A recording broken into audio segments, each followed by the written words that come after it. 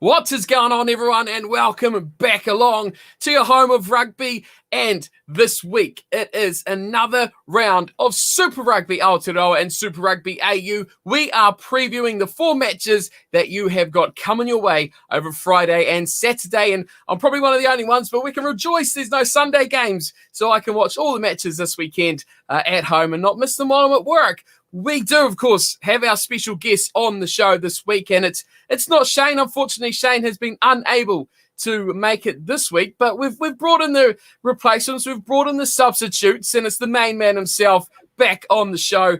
Paul, welcome back again. We're a little bit different here this time, aren't we, than what we normally are, but welcome along. How you going? Oh, great, thank you. Yeah, and great for you. Thank you for joining up with New Zealand Sports Radio and bringing your show across to our Facebook, YouTube, and Twitter channels as well. Great to have you aboard the great boat or the ship that is New Zealand Sport Radio. Yes, of course, we can be found everywhere now, can't we? We've found my channel on your Facebook page, on New Zealand Sports Radio, YouTube page, and all sorts of places wherever you can find it. We're everywhere now. We're exploding all over the internet. So you can find us and all our thoughts and comments everywhere you go. So, Paul, we've got 4 games this week to look forward to. We've got 2 teams on a bye. The Crusaders and the Rebels are missing out. But let's dig straight into it. First game of the weekend. Oh, it's good to have the boys back. We've missed them for a wee while, but look at this. I've taken over your software as well, but look at this. Look at this. The Highlanders are on my side as well. That's even better. Highlanders and the Hurricanes, game number 1. Oh, it's nice to see the lads back at home as well, back from the bye, up against this Hurricanes team, who last weekend, let's say, they were less than impressive in that second 40 minutes, weren't they? I think something that the Highlanders especially will be looking forward to, that second 40 minutes, won't they? No, absolutely. It's look, they've had time to fix a few things. They're up against a team that hasn't won a game all season. So look, they've got to be they've got to come into this one fizzing, thinking, knowing that if they're going to make that final, it's only the top 2 that make it into the final. That they know they're going to. This is one they have to pick up the try bonus point with as well. So a little bit of pressure actually on the Highlanders coming into this as favourites, so yeah, that'll be an interesting change for them as well, I think. Being favourites, come on now. Come on. The Highlanders always go into every match with the belief and positivity that they are the favourites for the games. But going into this one, they've named a couple of changes. They welcome back a name that most of us will be familiar with. So we'll go through these 2 sides. We'll go through both sides together and see what we think about the matchup for the Highlanders back at home. Forsyth Bar, back in the roof. It's a great place to be. And they have named, I think, a strong side, but there is a few question marks over it. So starting off the front row, Ethan de Groot, the Southlander. Yes, another Southlander in that front row. And it's a propped up front row for the Highlanders of Ash Dixon in the middle and Siati Tokalahi, another Southlander in that number 3 jumper. Bryn Evans, here's a new name coming in, but the one finally returning that the Highlanders will be happy about is Paripari Parkinson coming back to his number 5 jumper. Alongside him in that forward pack will be Shannon Frizzell, Billy Harmon, and Marino Makali, 2 completing the forwards. Aaron Smith becomes the highest capped Highlander in history with his 154th appearance, surpassing his namesake Ben Smith in that position. So he's up for a milestone as well. Partnering him in the halves, Mitch Hunt wears 10, Sierra Tompkinson and Michael Collins in midfield, John Enrique on the left wing, and here's a debutant as well, Freedom Vahakolo wearing 14, and Joshuani at fullback. Now, plenty to dissect there, but let's have a look at first the Hurricanes team before we do too much of that. So their front row, Xavier Numia, Dane Coles is back in the Hurricanes after missing out on all their opening matches so far. Tyrell Lomax completes the front row. Scott Scrafton returns. He partners Isaiah Walker-Leary in the middle of the pack. Red Prinsep, Dupasi Karifi, and Adi Savia complete their forwards. Moving into the back line, Luke Campbell once again with Auburn Ledger. That's an area that we're going to be seeing targeted, no doubt. Lamapi and Proctor in midfield. Salisi Rayasi on the left wing. He keeps his spot. Wes Hoosen has kicked out Julian Savia, and Geordie Barrett is at the back. On the bench, there's a number of talking points as well, Paul, especially for the Highlanders. Kazuki Himino. Finally, we get to see the superstar Japanese from the Rugby World Cup in action, hopefully, later on this match in the Highlanders. But both sides have a number of question marks about them, don't they? Of areas that just not quite as good as we see from the top teams like the Crusaders, those weak areas. Yeah, what's going to be interesting is that we've got a new engine room for the Highlanders. So how well are they going to go together? A bit surprised to see Josh Dixon on the bench there. Look, we had a bit of fun and games trying to figure out who he was before the in our pre-show chat. But Freedom Vahakulu, who I got mixed up with. I've gone blank now. As another Freedom anyway. Yeah, it's going to be interesting. Sorry. Firenuku, the Crusaders one. Sorry. The Crusader one. Freedom Firenuku. Yeah, so I got mixed up with who he was. But look, it's going to be interesting to see how he goes as well. So as you say, question marks, a few question marks in there for the Highlanders. Parry Parkinson coming back is great, and he's also just re-signed as well, which shows he's enjoying himself down there. So that's all good. Nicholas says Dixon's no good. Well, interesting. I'm not sure about that one, but look, again, this is some question marks there. Some things that are good to see there. Look, we've got Michael Collins in the centres. I think that's pretty a good. It's going to be a solid centre partnership there. You've got Joshuani and Mitchell Hunt could be able to play that dual playmaker role and switch in and out. So look, it's a happy with the way they've gone there.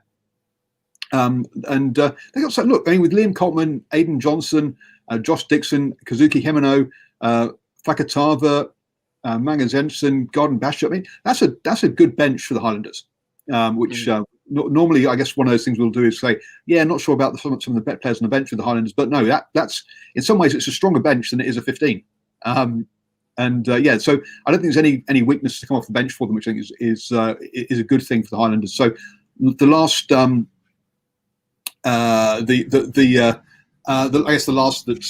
that last 20 minutes should be good for the Highlanders, I think.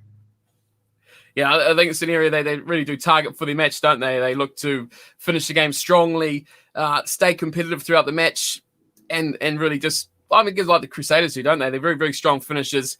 Nicholas is really putting the boot into anyone, isn't he, at the moment? But you can't argue with him, I guess, can you? Parkinson, a good tell. I mean, Josh Dixon, I think, was good last season, really like a journeyman sort of workhorse sort of player that was valuable to the Highlanders. But they don't have those out-and-out superstars like you like to see in those positions. But I think getting into this game, looking at the matchups between two sides, the Highlanders have kind of, I don't know what you think about this, but that number 10 jumper, I think they've looked at this and they've gone, okay, if we're going to see Auburn Ledger partnering up with Luke Campbell again in that 10 and 9 jumpers, now's a chance to see what we can do, putting Mitch Hunt up in that number 10 jumper and chancing that arm. They like to swap them around, but this is an opportunity, isn't it, for them to give that guy a chance to actually be the leader in that back line, and Mitch Hunt to take control of that team in an area that he's probably going to be the better player, if for no disrespect to Ledger, but heading into that, he's got to say he's got the advantage, especially that 9-10 partnership. Absolutely, that's and you've got to feel sorry for Luke Campbell. He is going to be basically harassed by Aaron Smith the whole way through there, and he's not going to have time to think himself. And so, that's the Hurricanes' problem, isn't it? Is that 9-10 there? Luke Campbell, especially when you've got Ardy Surveyor at 8. Look, Ardy Surveyor, wonderful player, but he's not really an experienced 8, as in sort of managing the back of a scrum in the same way that, say, Kieran Reid is, for example.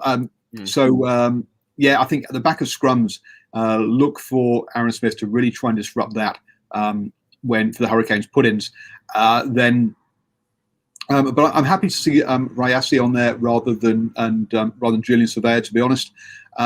Wes Houston, there's a guy who's out of form as well. A bunch of question marks in there. Laumapi has been fading in and out of games.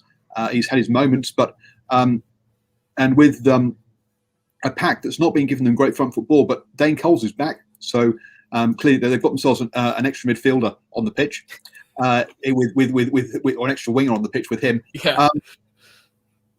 And you look at their bench, and I think they've got the okay.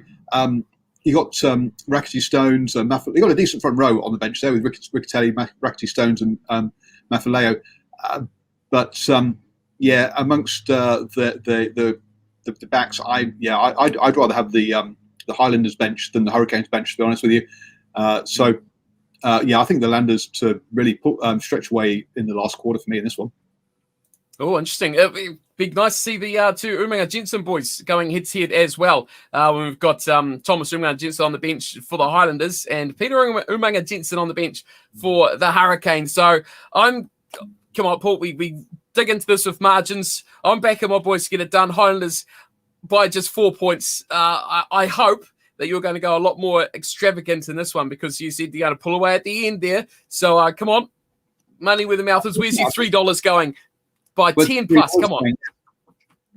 So I'm just quickly pulling up my prediction article that's on nzsportradio.com, so that I'm consistent with what I wrote yesterday.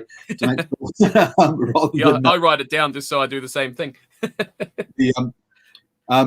Oh dear, it's behind a paywall. And it won't open up. No, that's really bad, isn't it? I'm blocked by my own paywall. I've got Highlanders by 10. Oh, he's gone double figures. Absolutely. Whoa. The Highlanders are comfortable favourites in this one. Look, the Hurricanes haven't won a game all season, folks. Come on, this is I say the Highlanders going this one as pretty strong favourites. I think there's actually only one game that's going to be close this weekend. They capitulated last week, didn't they? Boy, they really did fell apart like a cookie that hadn't been in the oven too long. It just fell to pieces. Just terrible baking by the Hurricanes. Still want to definitely improve on that heading into this one. But yeah, I'm with you on there. At home as well has to account for something for the Highlanders, and that's going to be a good start. I'm on your side. Go 10 plus. Yeah, love it. Brilliant. Let's move on. Game number 2. We move across the ditch with the Brumbies. I always get the home teams, which is good because they generally win. Up against the Western Force. Hang on. We do have these. We need a 5 minutes managed quarantine before we talk about this game. Oh, geez, don't even go there. I've got the power to mute you now, so we can. Game number 2, Brumbies, Western Force. Western Force are in a bit of trouble. They've lost a number of players, key players, a couple of key players to injury for this one. Whereas the Brumbies, well, they're not quite rolling on like they have this season. And there have been a few hiccups, especially against those Reds.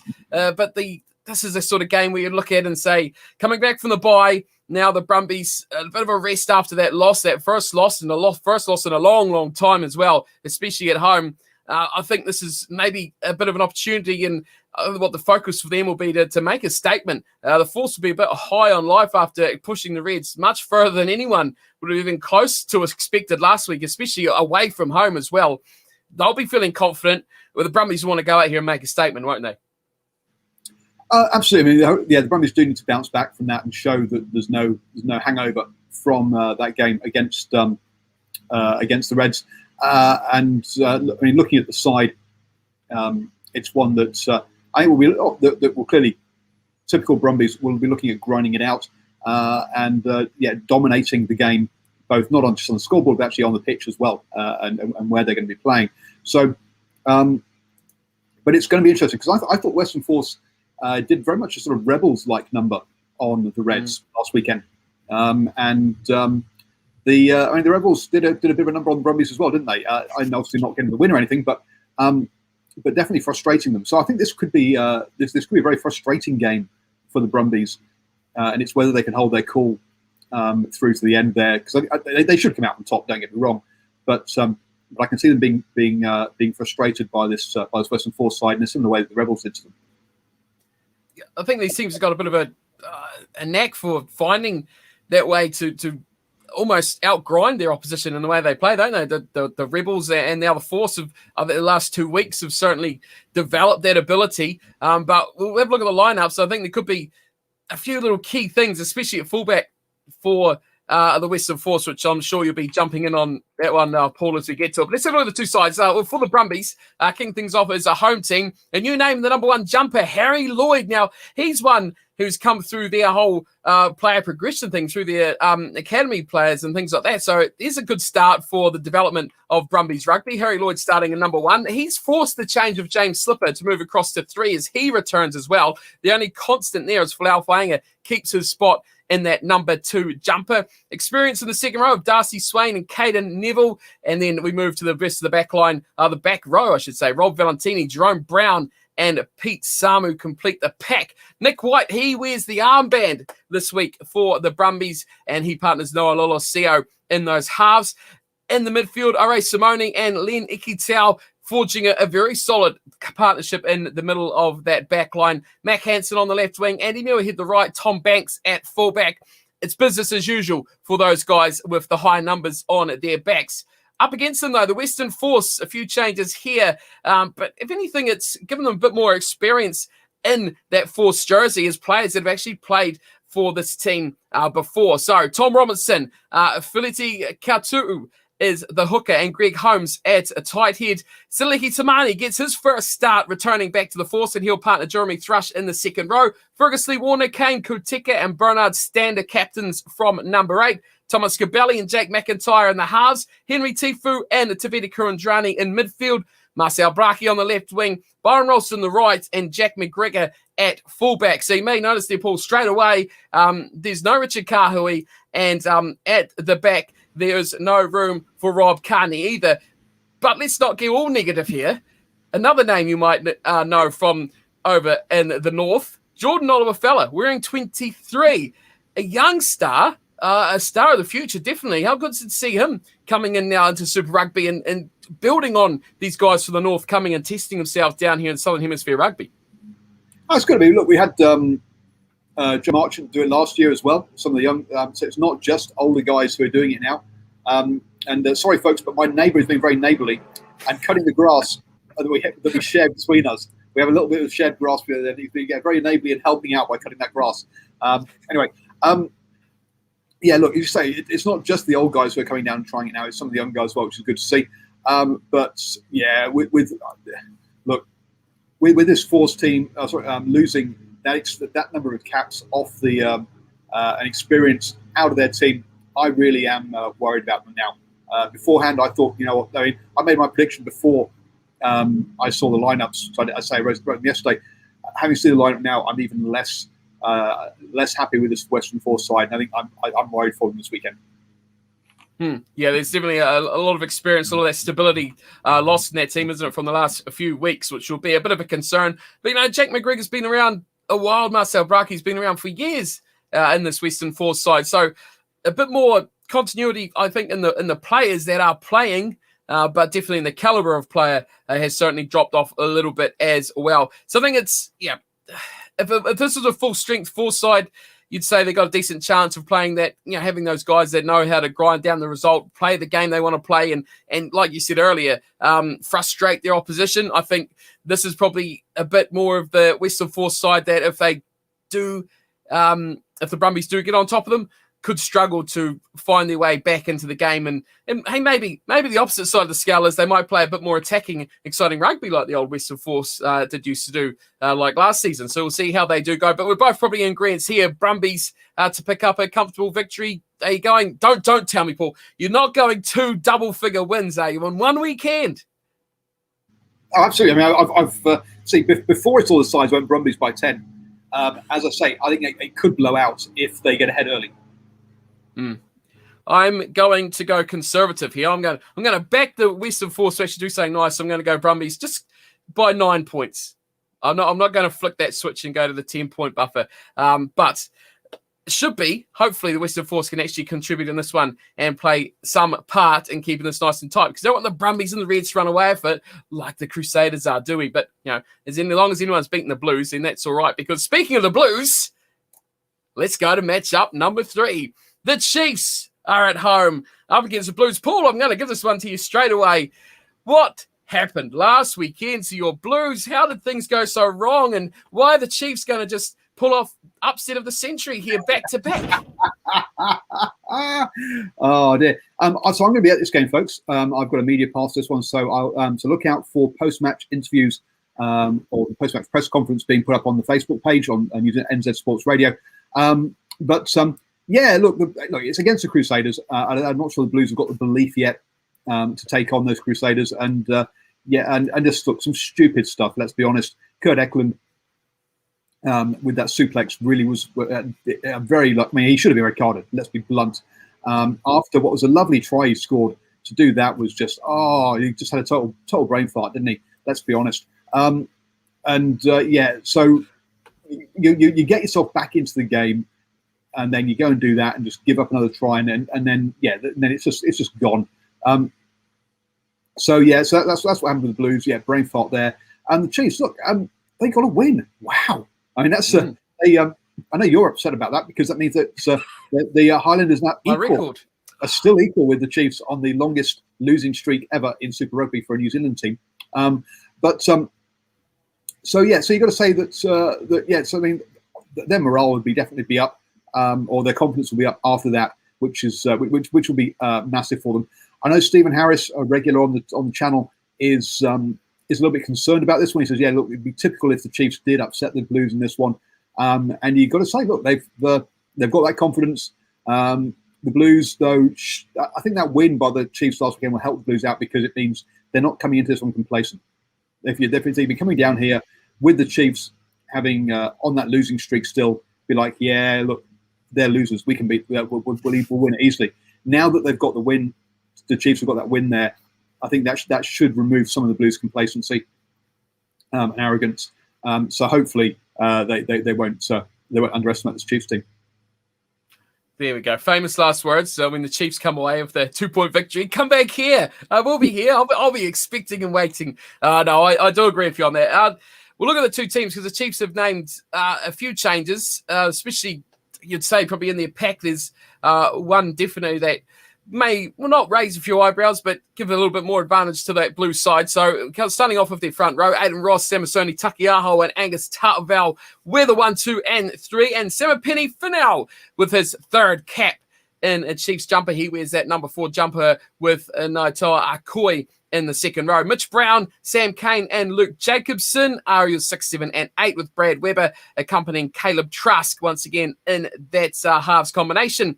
Quinn Tapire and Anton Lienert-Brown at 12 and 13, with Sean Wainui coming back into the team on the left-hand side. Sean Stevenson reunites the two Seans together at 11 and 14, and Damien McKenzie at fullback for the Chiefs. On the other side of the ledger for the Blues, Alex Hodgman, Laturu Tolai at hooker, and Nipo Laulala, the former Chief, going up against his former side in the front row there. Patrick Tuipulotu captains the team again, with Josh Goodhue in the middle of the pack, with Akira Ioane, Dalton Papali'i, and Hoskins Sututu in the back row. Finley Christie returns. It's good to see him back in that number 9 jumper. He's with Ortedi Black again in those halves. Harry Plummer at 12, Rico Ioane 13, Caleb Clark and Mark Talia on the wings, and Stephen Pitafecta at full back.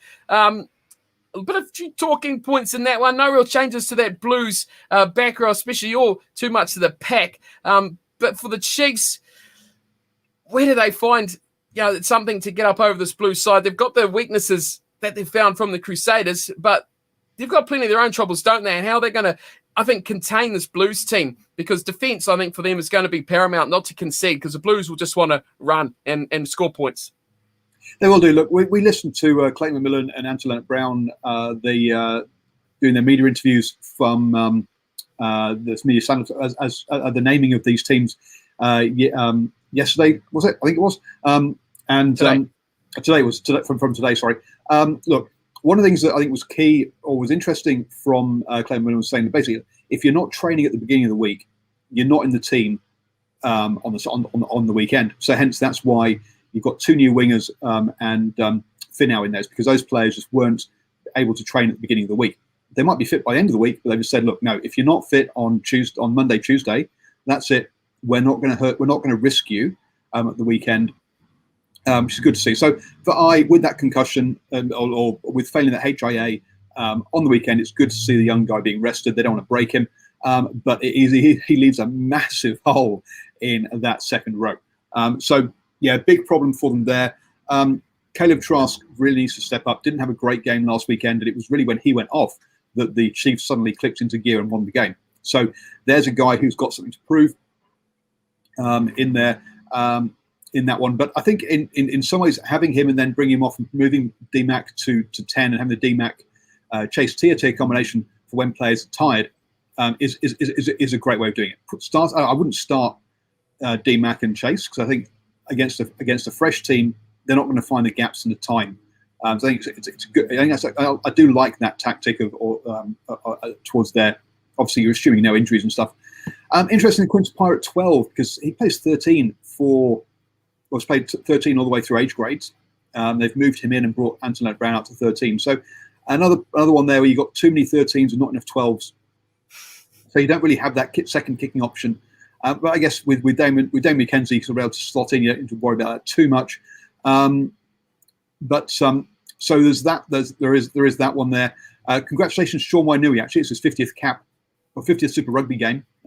Be his 41st game for the Chiefs this weekend. So congratulations to him. But yeah, I'm a bit concerned, particularly about that engine room. But it does mean that someone like Patrick Tuipulotu, who didn't have a great game against the Crusaders, needs to stand up and needs to show that consistency. So I think we're going to need that there. Luke Jacobson, San Kane, Mitch Brown, a very different back row to the Blues. The Blues are going to have to be very careful around that breakdown because otherwise they'll be losing a lot of balls to them. So Dalton Papulihi has got a massive task for him, yeah, you're going to need those other two heavy ball runners to do quite a bit of work as well. So. Yeah, look, I think the Blues will have too much power for this team, and lots of pace out wide. Sean Stevenson gets a bit can switch off during games a bit, so watch out on his wing for a try late on. Sean Wainui, look, I just feel sorry for the guy. He gets put at 13, he gets put at the wing, he just gets moved around the whole time. It'd be nice to see him get a position, and a bit like Auburn Legend, maybe one of those guys who's too utility for his own good. Yeah, you got to say that the Blues should have too much power, I think, for this team. I think adding on to what you said about before for Sean Wainui getting his 50th Super Rugby cap, it's also shouldn't go without saying to offer Toinga Fasi, who will come off the bench for the Blues for his 100th cap as well and become, the 8th Blues player to reach 100 games for the franchise. So that will be quite a big achievement for him as well. Yeah. What you said earlier about the different back rows, I think it's going to be key. You've got the Chiefs who are very around the park, ruck dominant sort of back row, aren't you? Whereas the Blues, although probably consider themselves, a bit of a menace there, but they're very bruisers, they're cleaners, they're runners. They like the glory sort of game, don't they? They're not going to do those things that just kind of change the game.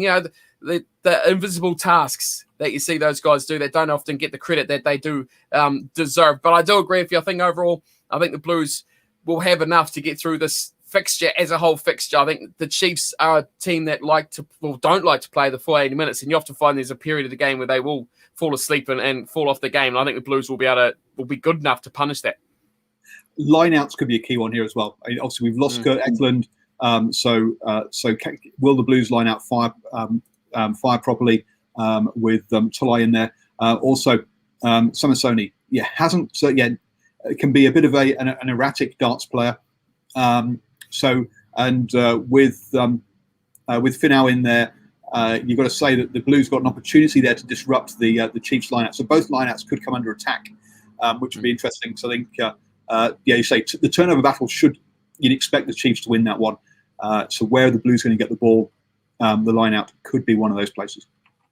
I did find it funny last week how they were singing the high praises of Samasoni Takiaho, weren't they? How amazing he was. Good and overfield play. But boy, he's a questionable guy at his core roles of the line out sort of side of things. And just guys often get all the credit in the world for making a few busts. And yes, he was game changing. And he really did lead from the front from that sort of aspect of the game. But for a hooker, is that sort of gameplay going to get you a higher honours or anything like that? I would fear to think so, but it does worry me when they do rave on about how great he is in those situations and not the key things that he actually does take part in. Oh, look, once he gets his arrows right, he's an exception player. And you got to say, look, it doesn't matter how good your arrows are. If you're not a runner like Dane Coles or Cody Taylor nowadays, you're not going to make the All Blacks. So look, that's the core job now of a hooker is running. And the arrows come afterwards. So you just got to make sure you get them. Get them right there. Yeah, that's so true as well. Yeah, we'll see how this one transpires. I think it could be an interesting game. How much are you going the Blues to pick it up by? I'm going Blues by 3. This is the one that I'm Ooh. nervous about, and I think it's going to be tight. Yeah, I agree with you on that one. I'd love to see a Chiefs win. I would love to see it. It would be a great spectacle, especially if they did it like they did last week against the Canes. But I think the Blues will grab it at the end. I think there's that little moment of lapse of concentration when they just lose their game. They could concede 14, 21 points, 3 quick tries. The Blues are certainly capable of that, and quick fire succession will be enough to turn this game around. So I'm going to Blues by just 4 points. Hopefully it'll be nice and tight and exciting. That's what we want to see as the fans of the game. Right, let's move into our final game. As always, we go, look at that, beautifully into time. Anything to add there? No, you look like you're saying you want to add there. Waratahs and the Reds. Sorry. Say, I'll be live straight after the Highlanders Hurricanes with post-match reaction on Friday night. I'm trying to get around my co-host to try and get one of them to do live post-match reaction straight after the Chiefs versus the Blues. So I'm going to be at the game, so I can't do that. So look out for those folks. That's live post-match reaction straight after the final whistle of the Super Rugby Aotearoa games. But Paul will be wrapped up in his little bed and asleep while we're enjoying the Waratahs get dismantled by the Reds. Let's be completely honest about this. I'll be driving back from Hamilton. Listening to it, you can't listen to it on the radio anymore, can you? Do they still do it on the radio? The Waratahs and the Reds. Anyway, let's get into this one. Boy, oh boy. I mean, what can you say about this? Let's not worry about the Reds. The problems with the Waratahs, aren't they? They just, no, they're lost. I call them headless chickens. They run around like they've got no ideas whatsoever. But that was in the past. I think they're bodiless and headless chickens. They're just a couple of little legs running around without any sort of idea what's going on half the time. Yeah, but look, you got to be, look, it's not the coach's fault in this one. I think he's been given a squad that it just really is so inexperienced at this level that he's in it's real trouble. Look, there was someone pulled out a stat that the other weekend when they played the Force, 2 of the Force players had more international caps than the whole of the Waratahs team had Super Rugby caps. They had more. So you've got to say that the problem here is, look, it's boys against men, unfortunately, for the Waratahs at the moment. They just don't have. They've lost something like 23 internationals over the past 2 years. So it's no surprise, really. It looks like there's been that one of our favourite players, unfortunately, is getting the blame and has dropped the bench. But which I think is unfair on him. But this, you got to say that there's that the Waratahs really just need to spend a few weeks just doing defence and just saying, look, let's just try and do damage limitation for the rest of the season. And it's not getting any easier for them heading into this one either, because they have lost a couple of big players in the back row. Jack Dempsey and Lockie Swinton have both been ruled out. So that's huge to lose guys like that. So when you look at this team, I mean, it's a bit of a struggle to find leaders, I guess you could say, in this side to guide this team around. So let's go through this team. If you don't know someone, you're not the only one, but it's probably not quite that bad. At the front row, Harry Johnson-Holmes, he wears the big number 1. David Parecki wears 2, and Tetra Faulkner at tight head wearing 3. Sam Wykes comes in now. Former Force player, wasn't he? He's been around the traps a bit as old Sam Wykes. He comes in now with the Waratahs alongside Sam Card. Hugh Sinclair comes in at 6. Carlo Tizzano, I think, has been one of the leading lights of Australian rugby at the moment, if not just the Waratahs by themselves. He's there in 7 again. Will Harris comes in at number 8. Jack Grant, Will Harrison in the halves.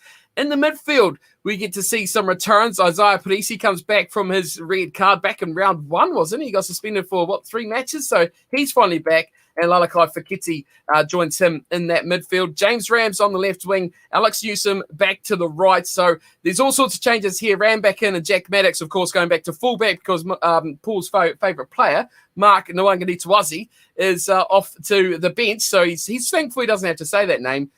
He's not in the starting lineup tonight. Oh, this weekend, I should say.